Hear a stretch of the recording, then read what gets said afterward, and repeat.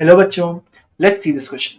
A point object is placed at a distance of 10 centimeter and its real image is formed at a distance of 20 centimeter from a concave mirror. If the object is moved by 0.1 centimeter towards the mirror, the image will shift by about. Okay. So इस particular question में सबसे पहली चीज हमें क्या क्या given है वो लिख लेते हैं. So point object is placed at a distance of, so u की वैल्यू दे रखी है minus of 10 centimeter and its real image is formed at a distance of, so v की वैल्यू दे रखी है minus of 20 centimeter. ठीक है.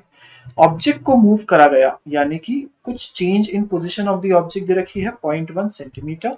हमें क्या निकालना है, हमें निकालना है dv. ठीक है.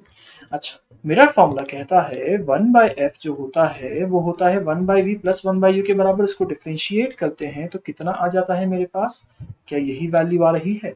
और अगर यही वैल्यू आ रही है तो क्या यहाँ से मैं dv की वैल्यू लिख सकता हूँ minus of v square by u square into d you.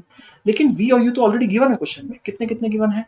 Minus of 20 का whole square upon minus of 10 का होल स्क्वायर, और डी यू कितना गिवन है? ये है 0.1. सो यहाँ से अगर मैं सॉल्व करता हूँ तो माइनस ऑफ 0.4 सेंटीमीटर. अच्छा, तो डिस्प्लेसमेंट समझ में आ गया, इमेज का 0.4 सेंटीमीटर हुआ. बट ये नेगेटिव साइन क्या रिप्रेजेंट करता है? नेगेटिव साइन रिप्रेजेंट करता है कि जिस भी डायरेक्शन में ऑब्जेक्ट मूव कर रहा है उसके ऑपोजिट डायरेक्शन में इमेज का मूवमेंट हुआ है. तो यहाँ पे क्या बोला गया था? If object is move 0.1 centimetre towards the mirror, तो यहाँ पे हम क्या बोलेंगे? ये 0.4 centimetre, image 0.4 centimetre away from the mirror move करेगा, है कि नहीं?